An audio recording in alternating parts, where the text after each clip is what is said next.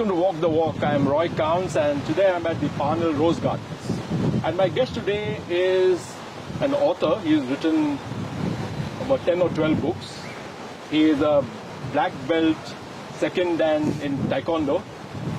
He's also probably the next finance minister of New Zealand, and someone who once told the Prime Minister to stick to her knitting.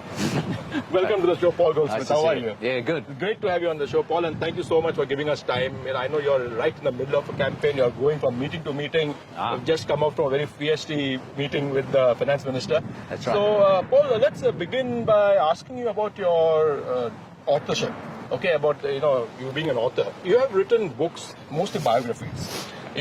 But tell us, you're a historian, you've got an MA in history. Tell us about what interests you in New Zealand history. Well, I started off looking at early New Zealand history, but then very quickly got involved in politics and then business. And I became very interested in writing about successful New Zealand companies that had figured out how to survive and export and expand. And so one was Fletcher's, the construction company. Another one was on Bill Gallagher and electric fencing company. The guy who started, who invented the electric fence. The electric fence, and then he got into security. In fact, I travelled to India with him, actually. Oh, did you? Okay.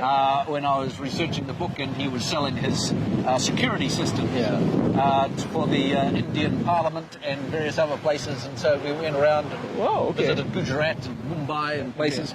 So I've written a lot about New Zealand businesses and how they've flourished and how they've done well. Yeah, and you also did one on Alan Gibbs. Yes. The guy who has got that Gibbs farm and who invented the amphibian car. Yes, that's right. He was a very interesting character, a major figure in New Zealand business, and particularly the 80s and 90s. Right. And also an entrepreneur. Right.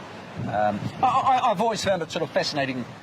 When we look at New Zealand history, we've had lots of books about government and the wonderful thing that governments do and how governments spend their money, but not very much on the business side, how our economy was built, how our wealth as a country was built. And I always thought that was interesting. You also wrote a book on taxes, isn't I it? did. Yeah, about the history of taxation in New Zealand. Yeah. Yes. So you're a fascinating guy, completely, you're so, you're in an area of interest. One would think that you're an academic, but you're also in taekwondo, you're a pianist, and now you're a fighter with the finance minister. Well, the book on tax history was called We Won, You Lost, Eat That, which was a quote from Michael Cullen. And it seemed to me to explain what the politics of tax was often about. Lots of parties go to the election and say, vote for us and we'll make somebody else pay more tax. Right. Well, that's not our style. Right. So, Paul, you actually have also been an Auckland councillor, and that's before the Super City. And you worked with, so what I find fascinating is you actually were a speechwriter called Phil Goff, who is the current... yes, that's true. Were you a Labour supporter at one time? No, I at that point, he was the Foreign Affairs Minister. I see. Okay. And I was at that point interested in perhaps being a diplomat and going that direction. Right. But I decided to go another direction, more in writing and business and politics. Right. Sister, I think what's happened is the wind has just sort of whipped up, even while we were talking. So let's move to a slightly quieter place. Okay.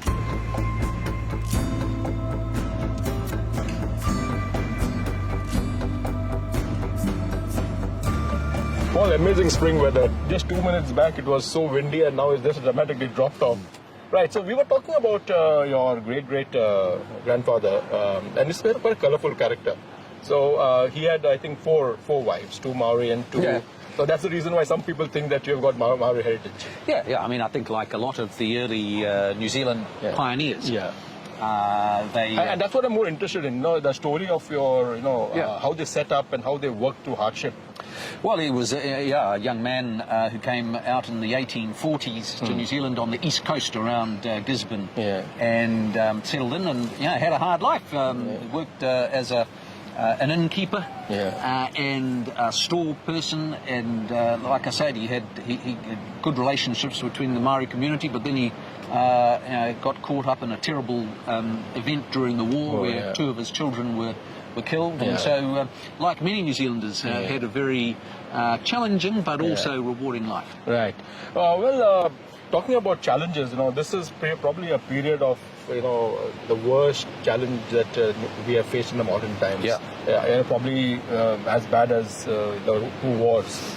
And you have been actually in the forefront of, the opposition revival. So you have been under 3 opposition leaders. They've placed faith in you as the finance spokesperson, right from the time Salmon was the leader. Tell me something. What is the sense that you're getting from businesses about, the prognosis for the future? What does it look like? Oh, there's a huge amount of anxiety. Business confidence is as low as it's ever been. Right. And a lot of it is understandable just from the global events around COVID. Nobody can predict what's going to happen next. There's big uncertainty. Are we going to go back into lockdown? What's happening around the world? People looking at American politics. And so there's a lot of that we can't control. Right. The only point that we make is, but there are quite a few things we can control. Right. And that's about, managing the border effectively. And really sort of focus on trying to make it easier, particularly for small businesses. And our main criticism of the current government is that they just seem to think that they can just keep on adding costs to business and it won't matter. That's right. They're like some kind of ATM machine that they can just keep handing the cash out. Right, And they're not. A lot of them are really, really struggling. And so we think it's very important. I think the most frightening thing for me is the $100 billion cap which the Reserve Bank has put on quantitative easing. Oh, yes. Yeah, which is like what colloquially is called printing money. Although it isn't really printing money. But it was 33 billion just a few months back. Then they doubled it to 60 billion somewhere in May. And now in August they've gone to 100 billion. Now, my fear, Paul, is that if this debt is not paid, and there's some people who are talking about the new monetary theory where, they say that you take the debt and don't pay it. I fear we will go down the path of Venezuela or Zimbabwe. What's your opinion on that? Well, look, there's no magic. If you borrow money, you've really only got 3 choices.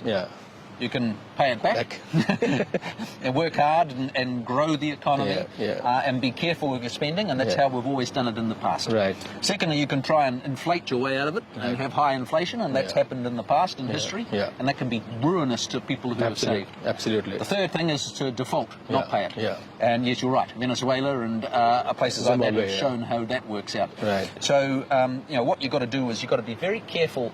It's absolutely right to borrow money during this year for the wage subsidy and things like that to help cushion the blow. We agree with that. But you've got to be very careful with all the money that you spend from here on in. And not borrow more than you need to. And then you've got to have a path back to get it under control. And that's a big difference between us and Labour at the moment. We get it back down over the next 10, 15 years, and they aren't. In fact, although debt is a sort of a bad word for people who are salaried, when it comes to governments, we actually see that many of the big economies actually have grown the economy on deficit financing, whether it's Japan, whether it's America, always has a huge budget deficit, but they have the capacity to pay it back.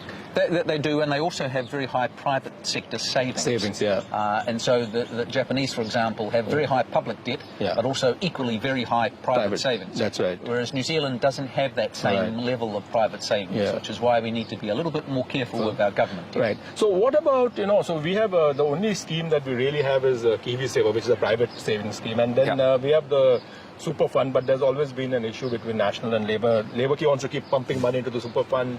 I actually agree with National that you shouldn't be pumping in money into the super fund. But that's my opinion. What can be done to encourage this kind of saving? Should we encourage saving in the first place, or do you want people to spend? So what's the policy? Well, our primary policy during the campaign is that we're going to have a short-term stimulatory tax cut because the economy is in recession. So you need people to spend. And we want people to spend that. So somebody on the average income, about $64,000 a year, would get an extra $3,000 in the hand to spend and stimulate the economy and help create jobs. So that's important. But of course, the big difference is that it's up to New Zealanders to decide what they want to do with the money. Some will save it, some will spend it. Some will spend it locally. You know, who knows? Right. Whereas, you know, the current government seem to think that they know best how to spend that money, and that Phil Twyford will decide that he'll spend it on this, and Shane Jones will spend it on that. And actually, we don't really trust them to make good decisions about this. Right. In fact, even if you see the Provincial Growth Fund, we really don't know where it has been spent, who were the beneficiaries, how many jobs were created. It's become a byword for pork barrel politics. It is the exact example of that. But that was the first $3 billion. They've got another $3 billion fund called the Shovel Ready Projects, and that is going the same way. And we've seen James Shaw had his win. He had this green school, 12 million, and New Zealand First get a few projects, and it's very operated in a political way. And that doesn't always get the best results. And also now they want, the Greens want a wealth tax, and then they want to, Labour wants more holidays for workers. They want to increase the minimum wage when businesses are struggling. What's your take on that? Well, I think, you know, one of the worst things during the first lockdown, when we were in level 4, on the 1st of April, the government put up the minimum wage at a time when businesses had no revenue. And look, everybody wants higher wages. Of course, that's the purpose of good government and economic policy, is to try and lift wages and get people more money in their pockets. But it's got to be based on the ability of the business to pay. And if businesses are struggling and they're on their hands and knees, it's not reasonable to just insist that they pay more and more for the minimum wage. It's already quite high in international terms. So we think that's unreasonable. And then just sort of saying, oh, we'll double the sick leave. That's easy for the government to do. But how do you stay in business if you can't afford to do that? So I think there's been a lack of sympathy with the needs of small business. And why is that important? Because we're relying on those small businesses to hire the extra person and to keep people employed, because we're going to be losing a lot of jobs over the next couple of years. Tell us about that policy of yours. I think you have got a policy where you're encouraging people to hire additional staff, right? We've got one, it's called Job Start, and it means that if you take on an additional person, you get $10,000 to help you through. But we'll also be very consistent about not increasing taxes and also reducing regulations as well, and giving more flexibility into the way the businesses operate. So you've got 90-day trials.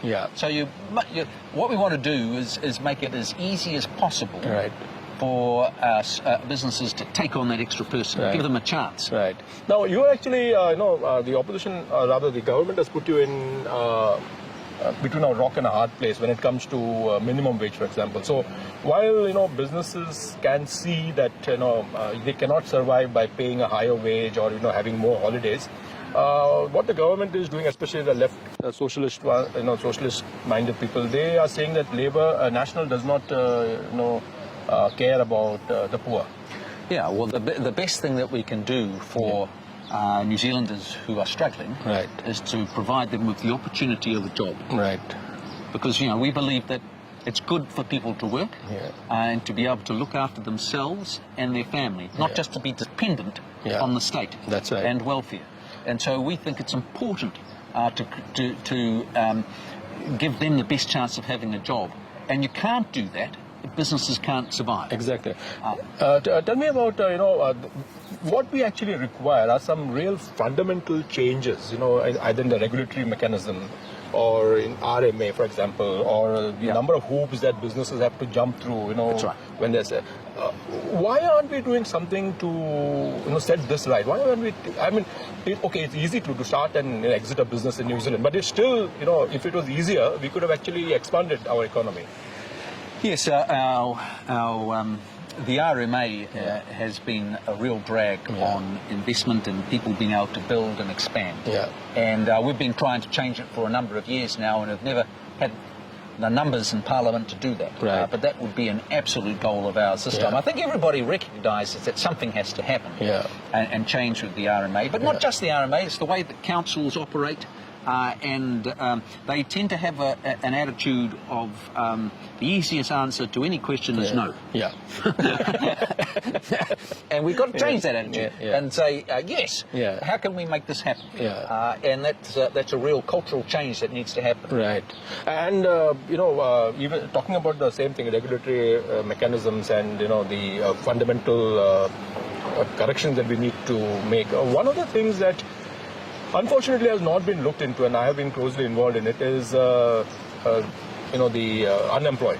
So we tend to keep throwing money, giving handouts to people who are unemployed, but not enough is going into training, into getting people into the new industries that will start. Even forget about COVID. Even before COVID, the world was moving to a different technology, for example. Yeah. We have 200,000 people who are unemployed, and we are still looking to foreign workers. Yeah. And there's a couple of elements to that. One is we've got to make sure that the settings of our welfare system are right. Yeah. The previous national government steadily and carefully, not radically, but just steadily, tightened the rules around expecting people to be looking for work. On that basis that we believe that everybody can do something. You can't necessarily, if you've got a young child and dependent, you can't necessarily work full time, but you can do something. And you should have an expectation to go back and look for work. The first thing this government did when they came in was do away with all those. And that, I think, makes it harder. And I don't think it's helping anybody, actually. I think all it does is it increases their dependence on the state. And we want people to be able to stand up on their own 2 feet and have the opportunity for work. Let's talk about the lockdown. Okay, one of the reasons that we had a lockdown was the fear that our health system was not equipped to sort of cater to high volume cases. Now that is because we probably either didn't need that kind of capacity, or it was not planned for. Now recently the Prime Minister made a statement saying that of course I'm just making light of it, but just to put the lights on in the hospitals, they have set aside $900 million as a capital expenditure. Your budget says that it's about 800,000 to revamp the DHBs. Is that a realistic figure, or is the Prime Minister being a bit dramatic? She is. Prime Minister is playing politics as you'd expect just before an election. In our future budget, we have allowed about $1.8 billion a year for extra spending. And that enables us to maintain good quality public services and health and education. We're going to spend a little bit less than Labor, which is what most people would expect. They're very loose with the money. They just fling it out, and they don't seem to ask any questions about what they're getting for it. Whereas we're much more focused on getting results for that money, because it's your money. And it's your money, and it's your money. It's not the government's money. So we'll make sure that we continue to invest in the critical things that make a difference. And there's no sense at all that we'll be cutting or pulling back on public services. This is not the time. Now, regarding the COVID management, the Prime Minister is a great communicator, and coming on TV every day at 1, she has actually made a persona for herself. My opinion is, and correct me if I'm wrong, is that the only thing which the current government has got kudos for is the wage subsidy. Which I think if any other government had been in place, they would have probably done the same thing. What are the other good things that they've done?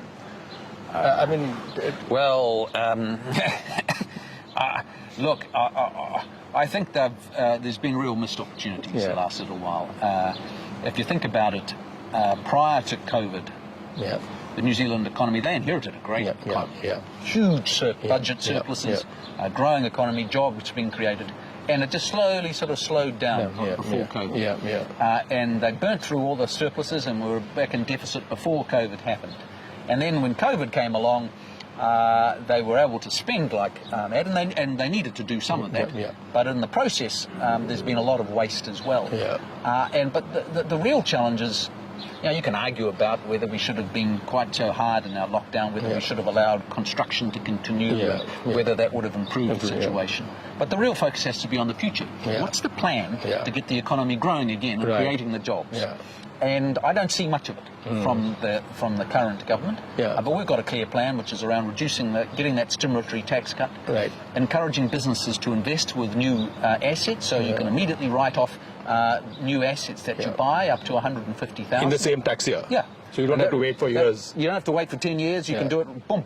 on their first year, and that reduces your company tax and makes it easier to get through. Right. And then also investing in good quality infrastructure that the country needs. Yeah. Talk us through your policy of this tax indexation that, increasing the threshold based on the cost of living every 3 years. Yeah, every 3 years. So what happens is finance ministers in the past have always loved inflation. Yeah.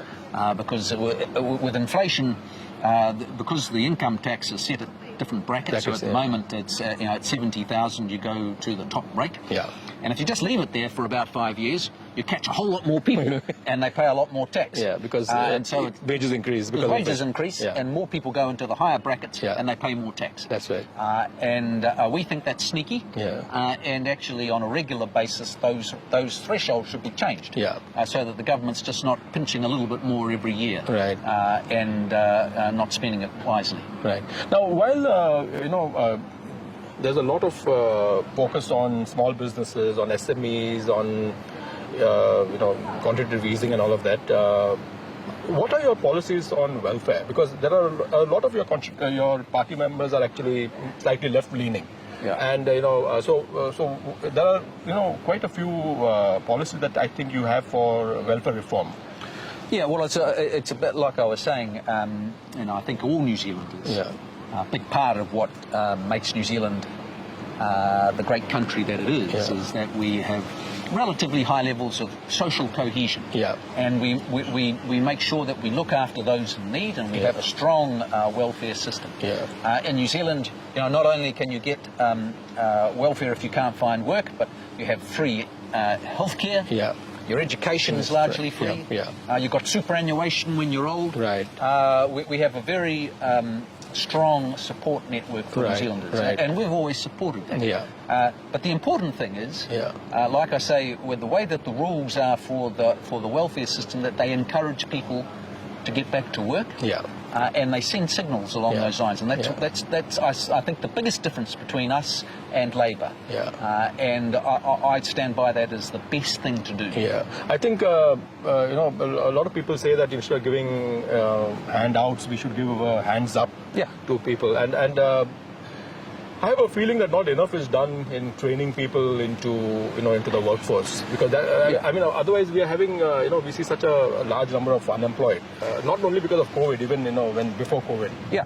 Well, it's a combination of the desire to get out and work, and the skills that are required, and so we massively increased the investment in apprentices. I think there's a lot of work that needs to be done there to get the skilled workers that we need in the technical areas. There has been a bit of a cultural thing in New Zealand for a while now that the only measure of success is to go to university.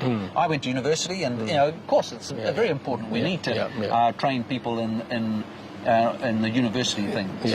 But it's also important that we have talented entrepreneurial people going into the trades as well, to build great businesses and build the houses that we need effectively and efficiently. And so that's an important part. It worries us that the current government has completely turned the whole polytech sector upside down and shaken it all around and making a big monopoly, which we think will make things worse, and so we're opposed to that. There is a feeling among migrants, that Labour or Labour-style policies are more migrant-friendly. My personal opinion is that it is not. Because, as I've followed over the last couple of decades, both the policies of the parties, actually, National is more geared towards migrants for the simple reason that migrants are very entrepreneurial. Yes. People are leaving their countries with their families, they give up everything, get their savings, bring it here. And it's a tough life, to sort of restart, and many of them are doing quite well. They are. Most of them are doing well. And I'm not only talking about Indians, I'm talking about across the board. Yes. So this this is the first election, I think, because of COVID, that there's been no migrant bashing or no immigration bashing. Otherwise, we have the likes of Vincent Peters and Shane Jones who want people like us to go back. No, the National Party has always been the party that supports people having a go. Right. And just like my great-granddaddy coming out, starting up, and having difficult, challenging times, but building up something. And we're all New Zealanders are migrants in that sense. Right. And, we stand by that pioneering spirit and want people to back themselves Right. start a business or really focus on education and create opportunities for their families. Right. And to look after their families. That's the most important thing that anybody can do. Absolutely. And that's where we come from. Right. Now tell me about, before we end, about the idea for an infrastructure bank. It's on paper it sounds a fantastic idea because, it's going to work like a bank. It's not the crown, taking money, but the bank taking money and then giving dividends. So tell us, how will it work? Well, the idea there is that we have a lot of work to do in infrastructure in New Zealand, not just in terms of roads and public transport, but also the pipes, the water. The fiber broadband, which you guys did about 10 Our biggest piece of infrastructure was the ultra-fast broadband. That's right. It's made a real difference to houses. Right. But there are a lot of councils in New Zealand which were trying to build houses. So a lot of the big councils can't take on more debt very easily. And that means they're very slow to put the roads and pipes in for a new subdivision, for example. And so we need to come up with innovative ways to fund the infrastructure so the houses can be built faster. And that's what that infrastructure bank is to do, is just to bring more expertise and more options into that space. The point of it all is to help us do things faster. But Grant Robertson thinks that you're being sneaky, that you're trying to take away crown debt and put it in a bank. Well, he would say that, wouldn't he? But he's doing similar things with the Housing Corporation going Aura. It's not about that. It's about getting things done faster. And we'll not even start on the light rail and all that. Well, I still haven't met anybody who thinks the slow tram down Dominion Road is the number one priority for Auckland transport. And before we end, Paul, you have been in the news over the last couple of days because Grant Robertson feels that you took your information for your budget for your alternate budget from the May budget instead of taking it from the pre-election financial. So what happened? Oh, well, we made one mistake with the figures around the superannuation fund. They were changed, we didn't see it. We owned up to that and apologised. More than a week later, he's still talking about it. And only because he doesn't want to talk about the substance of our plan. And we've got a good plan to get the economy back on track. Right. Tax cuts from the 1st of December, focus on helping businesses, large and small, create jobs, and a decent infrastructure plan. Their plan is just borrow and hope. And so he doesn't want to talk about that, and he's just trying to confuse everybody with all these allegations, and most of them don't add up. Right. So how confident are you of National making it to power? Well, look, the number one word for 2020, I think, is volatility. Or expect the unexpected. And we're certainly the underdogs at the moment, but we're going to fight every day to election day, and we think anything could happen. Right. The ACT party vote has gone up. The Greens, who knows what's going to happen. New Zealand First are out the door. And so, and people have been very focused on just day-to-day living around COVID, their businesses and getting through. And so I don't think they've been thinking about politics as much as us who are involved in politics are thinking about it. And so over the next couple of weeks, we are going to be very focused about getting our clear message out there, and we think we can pull it off. Fantastic. Well, Paul, here's to you. All the best, and we hope that if you form a government, I'm sure you'll be the finance minister, and then we can take the country onto a completely new path. Thank you so much. All the best.